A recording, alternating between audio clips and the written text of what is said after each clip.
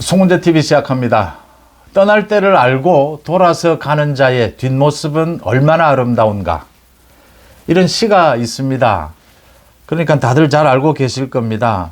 또 얼마 전에 제가 송은재 TV를 통해서 한번 방송에서 소개를 해드린 적도 있는 것 같습니다. 떠날 때를 알고 돌아서 가는 자의 뒷모습은 얼마나 아름다운가. 장제원 이야기입니다. 장제원 의원. 오늘 부산 사상에서 마지막 의정보고회를 가졌습니다. 장제원도 울고 가족들도 울고 지지자들도 울었습니다. 아름다운 뒷모습을 보이고 돌아서 가게 되면 많은 그리움을 남기게 됩니다. 훨씬 큰 무게감으로 다시 돌아올 것이라고 봅니다. 백현동 개발 비리 김인섭입니다. 로비스트. 이재명의 측근 중에 측근이죠. 이재명의 성남시장 선대본부장까지 했습니다. 이 김인섭에 대해서 오늘 재판에서 서울중앙지법 형사합의 27부입니다. 검찰이 징역 5년을 구형을 하고 66억 추징을 요청을 했습니다. 검찰의 구형이 있었으니까 곧 오늘은 이제 결심 공판, 조금 있으면 선고 공판이 열릴 예정입니다. 이 재판부에 선고가 있을 것으로 보입니다. 무려 80여 원을 정바울로부터 받은 이 뇌물로 받은 혐의입니다. 그러니까 백현동의 4단계 용도 변경, 이 옹벽 이런 특혜를 가능하도록 했던 이 김인섭입니다. 징역 5년은 좀 적지 않느냐 이렇게 보이는데 어쨌든 검찰의 구형이 있었고 곧 선고가 있을 예정입니다. 이 김인섭에 대한 선고가 있게 되면 이재명으로서는 아마 뼈를 때리는 치명타가 될 것이다 이렇게 보입니다. 김용의 1심 판결이 있었습니다. 6억 원을 경선 과정에서 대장동 일당으로부터 받았다. 그러니까 대장동 일당이 이재명을 위해서 배당을 해놓은 428억 원, 천화동인 그 재산 이야기입니다. 그게 이제 저수지였다. 이재명을 위해서 모아놓은 돈이었고 이재명이 거기에서 대선 자금으로 가져다 썼다. 각종 자금으로 가져다 썼다. 재판 거래를 위해서도 썼을 것이고 대북 송금에도 썼을 것이다.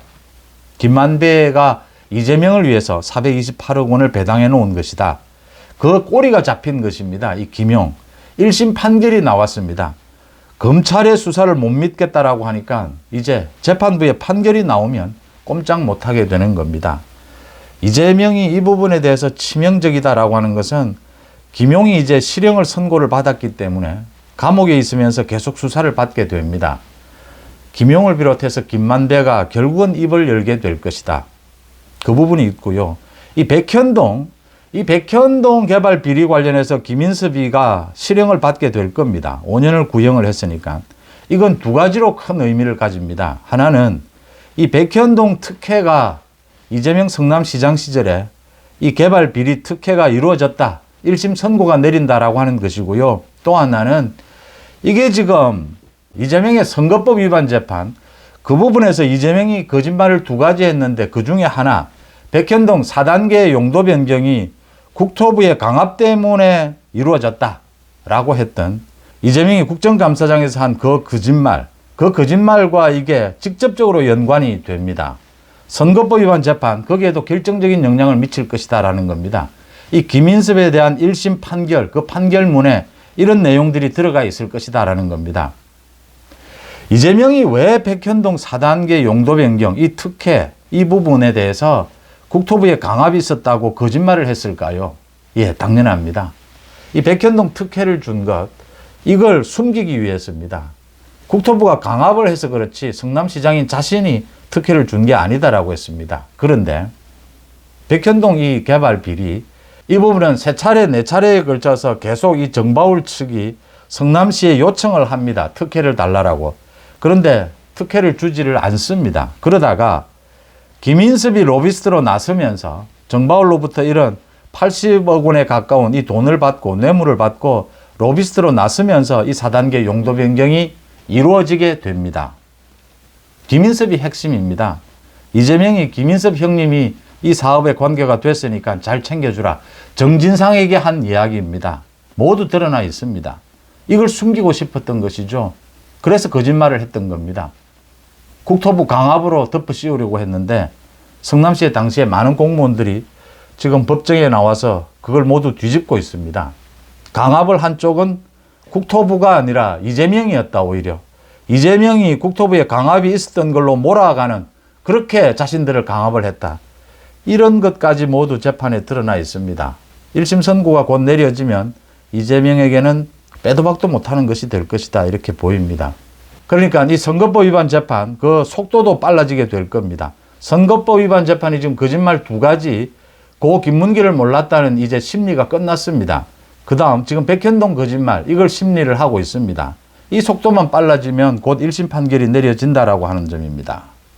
그 다음 장제원이 오늘 오후에 부산 사상에서 마지막 의정보고회를 열었습니다.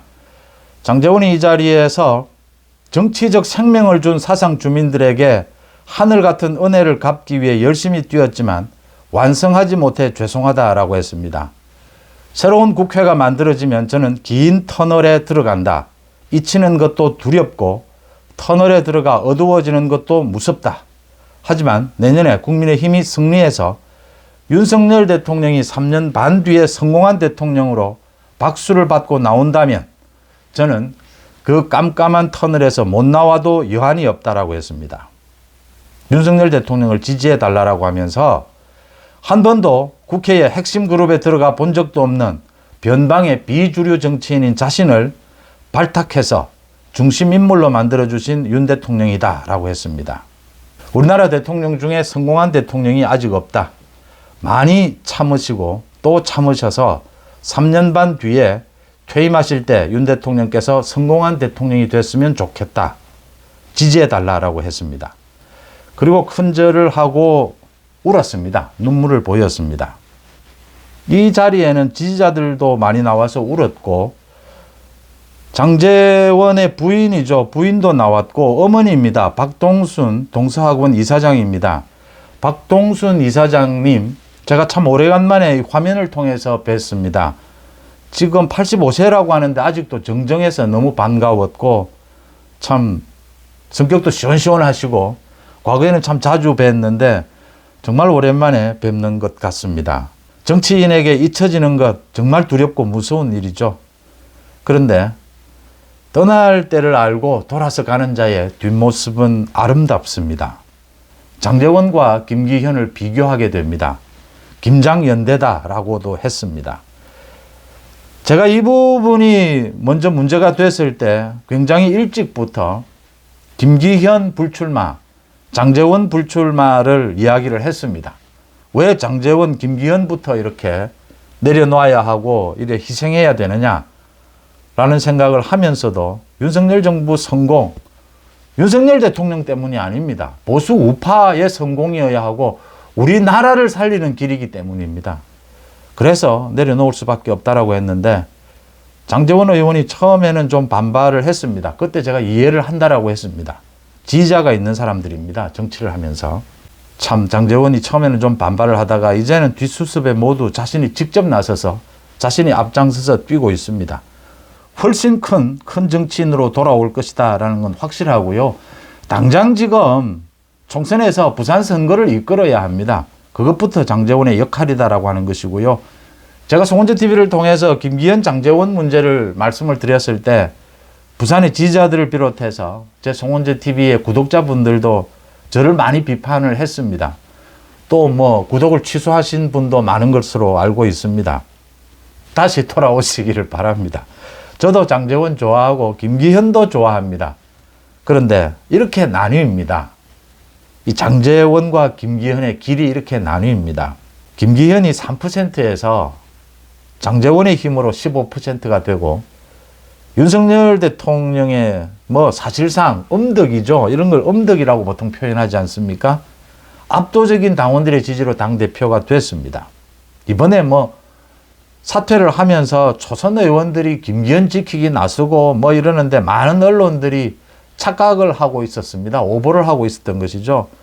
김기현에게 지금 바라고 바람직한 것은 당대표직을 내려놓아라는 것이 아니었습니다. 희생하라, 불출마하라는 겁니다. 김기현이 불출마를 하지 않고 지금 한동훈이 이끄는 이 총선을 뒤에서 지원하기 위해서 이 공천이나 많은 희생을 강요할 수가 없다라고 하는 것입니다. 장제원도 마찬가지였고요. 그 부분인데 거기에서 혼선이 일어나면서 오해가 일어났고 결국은 김기현이 이준석을 만나는 뭐 이런 얼토당토하는 이런 짓거리까지를 저질렀습니다. 뭐 반발하겠다 이 이야기입니까? 지금 반발해서 뭘 어쩌겠다는 겁니까? 또 울산 지역구에 이렇게 해서 출마할 수 있습니까?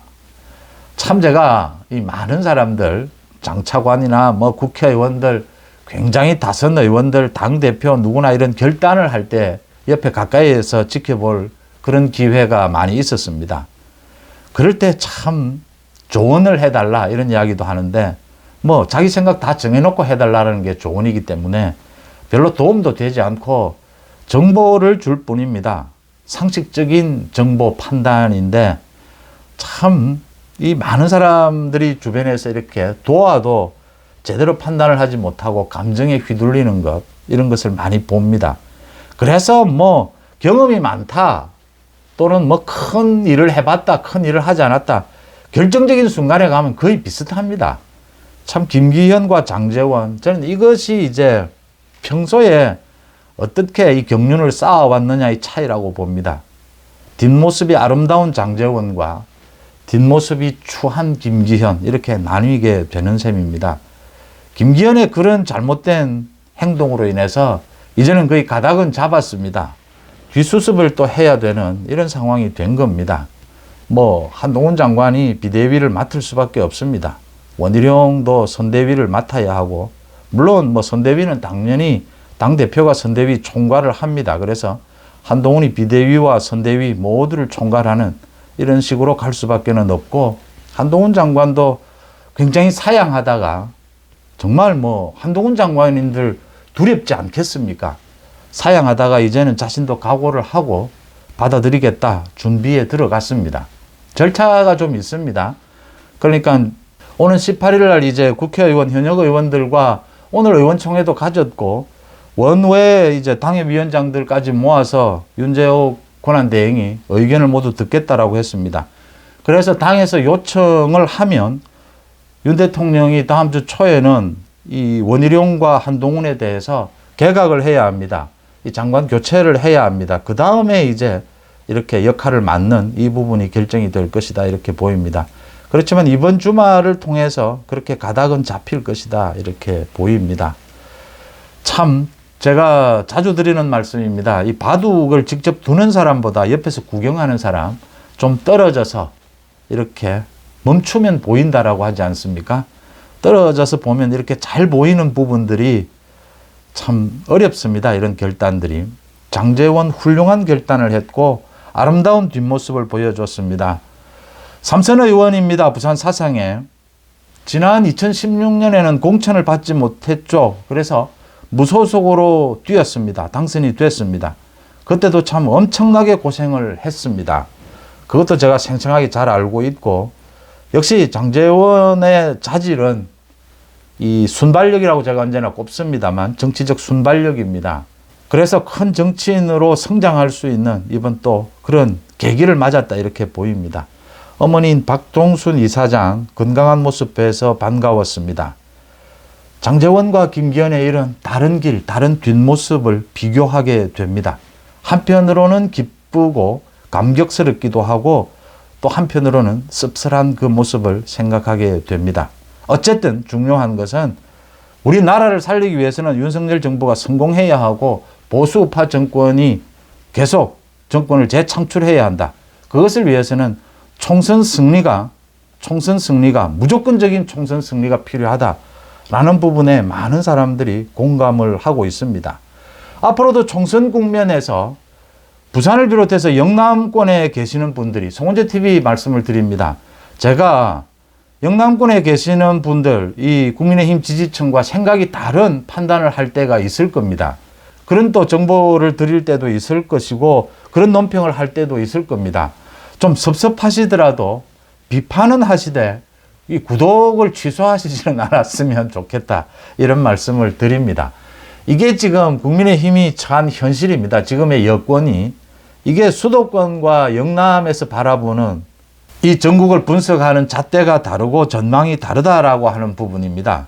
어쨌든 결국은 뭐 어느 쪽이 좀 섭섭하다, 어느 쪽은 기분 좋다 이런 걸 떠나서 이 총선 승리입니다. 총선 승리를 위해서는 대통령까지도 희생해야 될 때가 있고, 뭐 한동훈 장관이 윤석열 대통령, 윤석열 정부에 각을 세워야 하는, 원희룡도 마찬가지입니다. 그런 일도 생길 수 있다라고 하는 말씀을 드릴 수밖에 없습니다.